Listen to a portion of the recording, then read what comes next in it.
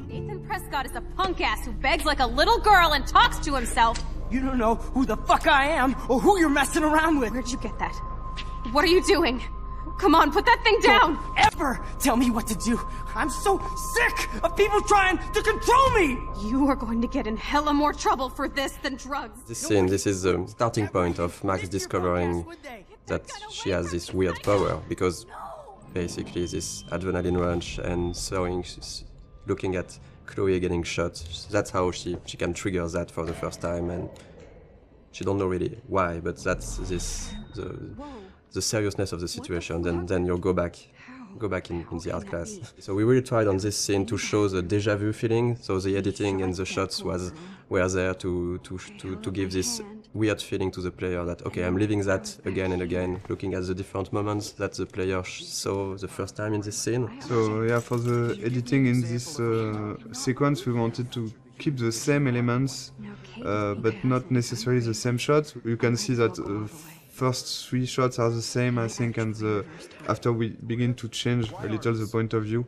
So you understand that there are the same events going on, but just seeing from a different point of view. And I think, to be perfectly honest, we don't have a good explanation for why she's going back to the art class, because we needed it I've got one, but I will never tell you.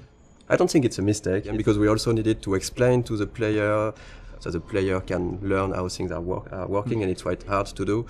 So we took this freedom to have Max go back to the art class, which, even if it's a bit contradictory with how her power works after that. We are using this to explore more of Max's personality, of the characters, and because that's the way we created the character. Max, as we've seen that with what she's thinking, she has a lot of insecurity, she has issues to go forward in her life, to take decisions, and now she has this ability to not going forward, but going even backward.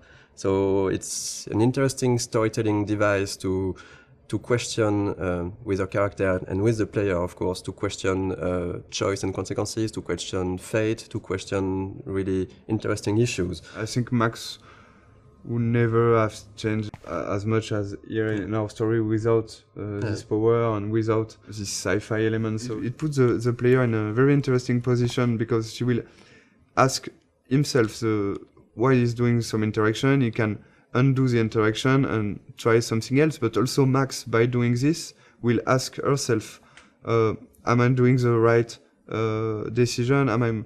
Is it the good choice or not? So we deconstruct the mechanism of classic adventure game just by adding this power and the fact that you can undo things and try another things. Of course, in most games, you can do it with quick save, quick load, but it's like you said, it's only the player who do that, and that's one of the main themes of the games. That if I had the power to rewind and to change things, should I do it? Because sometimes it can be really seen as lying, as if I say a lot of things that you don't like, and if I go back in time and don't say them to try to, so you're not angry at me, it's a bit tricking. So we are really asking those questions, and in the beginning of the game, we are letting the player and Max do it a lot. She's getting to make a lot of friends with this rewind.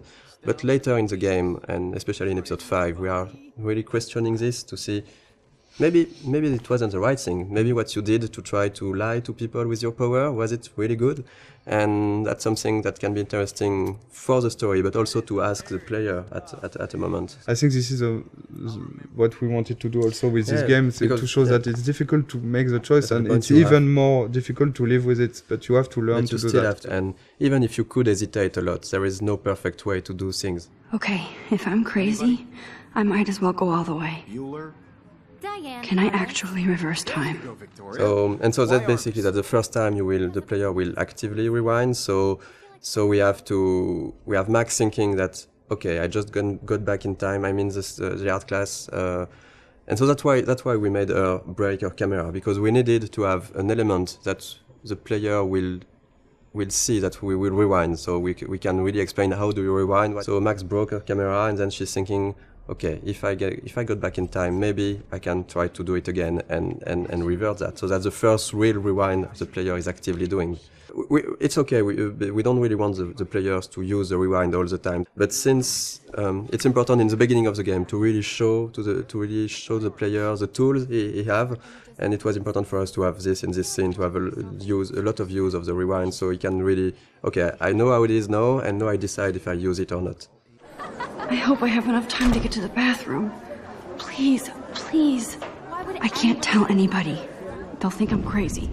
Since we are really playing the game with the point of view of Max, for her, not everything is clear, so it shouldn't be clear for the player. So, but there is a lot of hints that should really guide the players to understand what's happening. We have a lot of symbolism with totem spirit animals. We have the doe, and you can clearly see in episode 4 that the doe is linked to Rachel, and it's basically somehow a presence of Rachel that's guiding Max at moments. I'm not sure that a lot of players notice that, but in episode 2 actually, when you see the doe in the junkyard, it's precisely where Rachel is buried. There is this mystic feeling around the town, and since we didn't want to clearly explain everything, it's part of what makes Arcadia Bay a bit different and a bit special.